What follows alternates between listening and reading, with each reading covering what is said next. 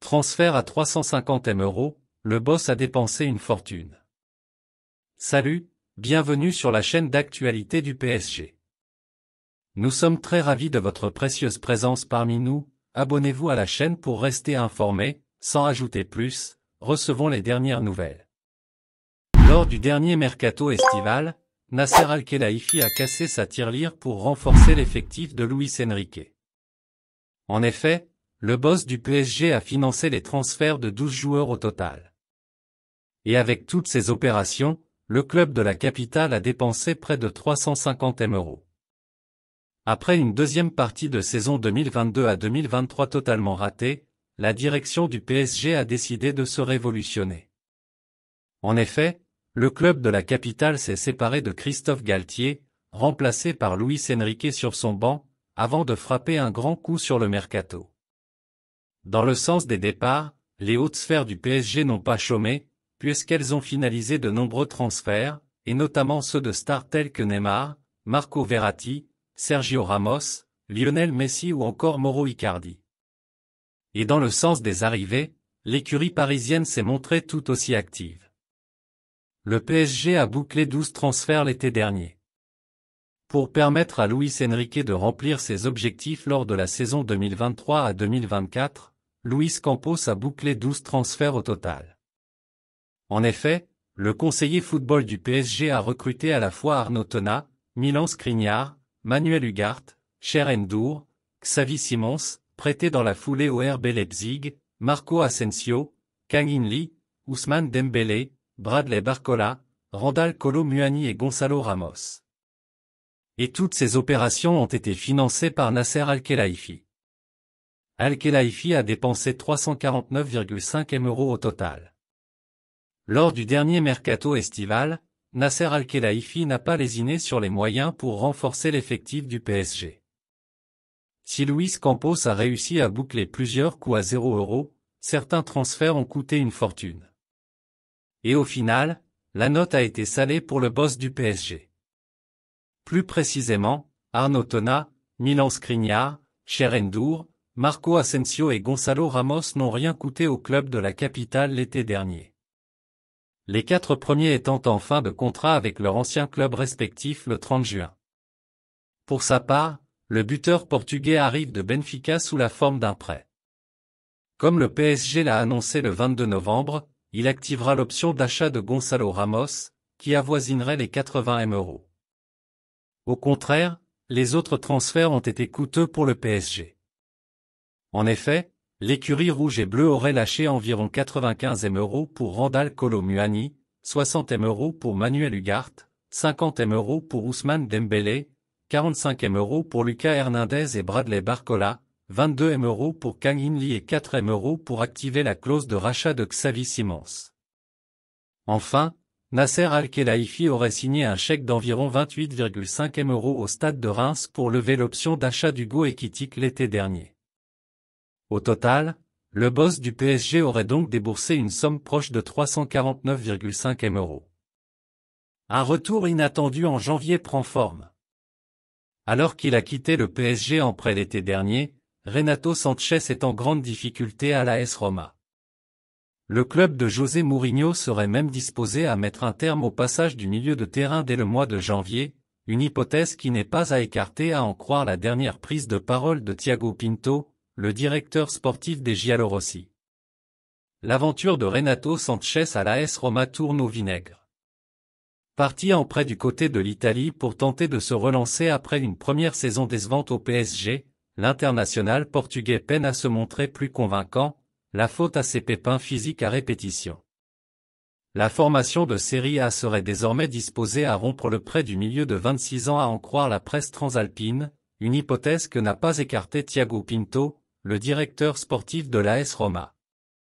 Appréciez-vous la nouvelle? Laissez votre like pour aider la chaîne. Tout doit être évalué, il a toujours été mon protégé et il le sera encore.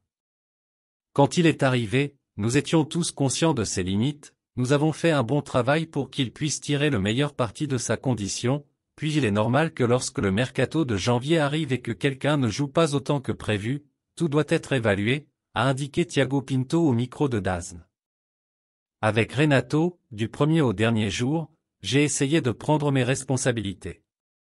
Je suis habitué à cela. Pas d'avenir au PSG? Si son aventure romaine venait à prendre fin prématurément, Renato Sanchez reviendrait alors au PSG en janvier. Cependant, l'international portugais ne rentrerait toujours pas dans les plans du club et aurait été prévenu selon les récentes informations divulguées par calciomercato.it. De gros doutes existent désormais sur l'avenir de Renato Sanchez, qui ne parvient pas à sortir de la spirale négative. C'est un mec qui se blesse tout le temps. Il y a une dimension mentale, parce que à force de se blesser, le mec pense que ça va toujours arriver, soulignait notamment le journaliste Daniel Riolo au micro de RMC il y a quelques jours. Pinto a pensé comme tant d'autres avant lui, avec moi il ne va pas se blesser, on va trouver la solution. Là c'est fini, l'histoire, le pauvre, qu'est-ce que tu veux faire? Le joueur n'est pas opérationnel, c'est cuit. Il a seulement 26 ans, quel gâchis. La date est fixée pour le départ du boss? Arrivé aux commandes du PSG durant l'été 2022, Luis Campos n'a pas toujours effectué les bons choix, notamment lorsqu'il a nommé Christophe Galtier sur le banc la saison dernière.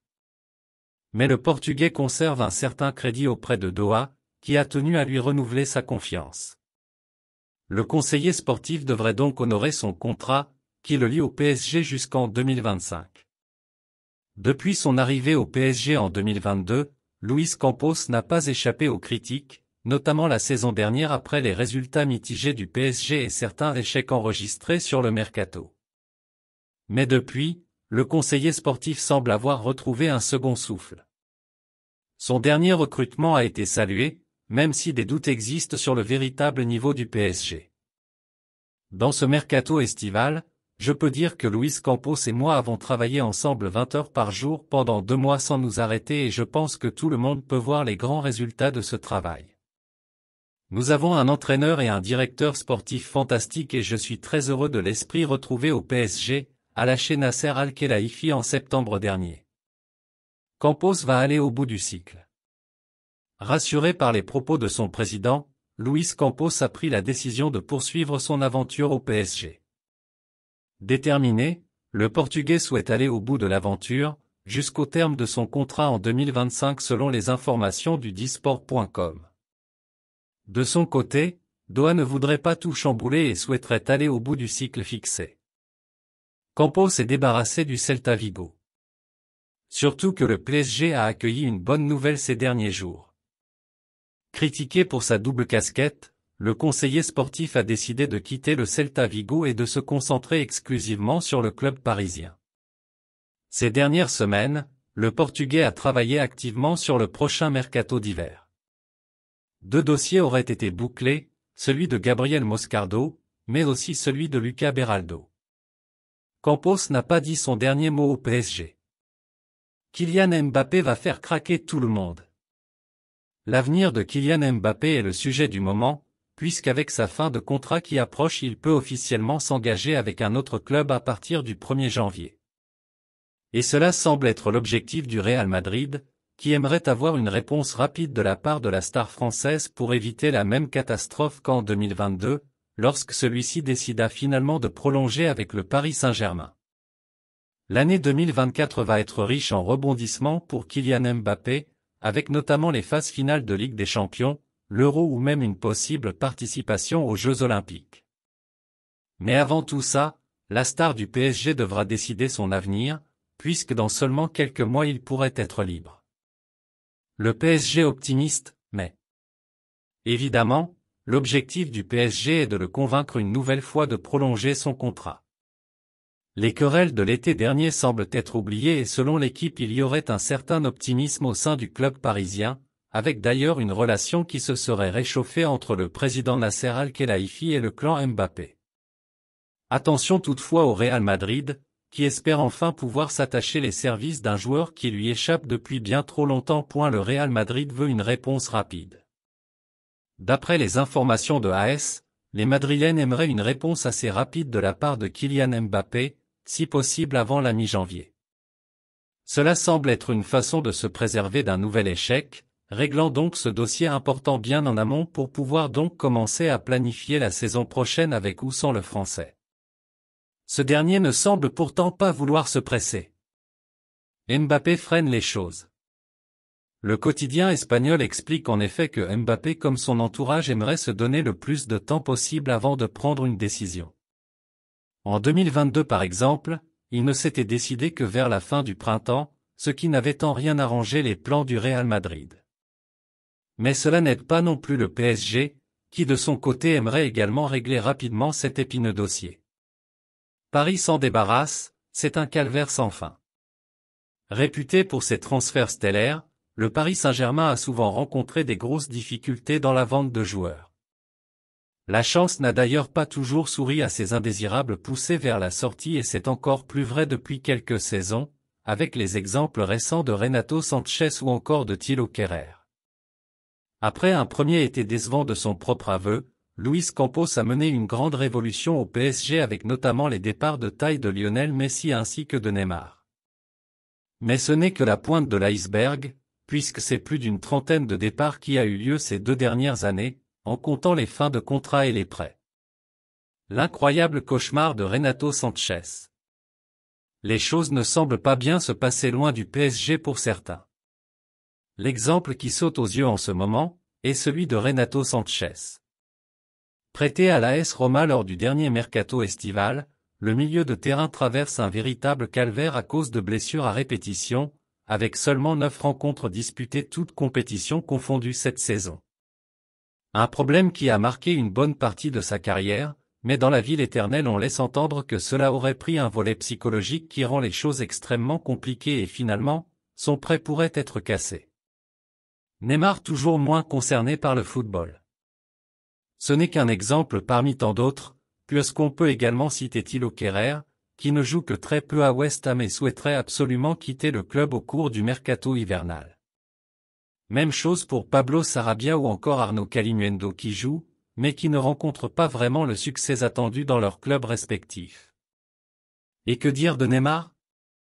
Son départ du PSG semblait pouvoir le libérer, mais l'aventure saoudienne a tourné court à cause d'une grave blessure au genou.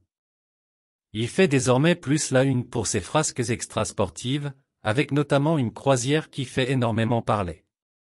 Une nouvelle saison blanche pour Zinedine Zidane? Sans club depuis son départ du Real Madrid en juin 2021, Zinedine Zidane commence à trouver le temps long.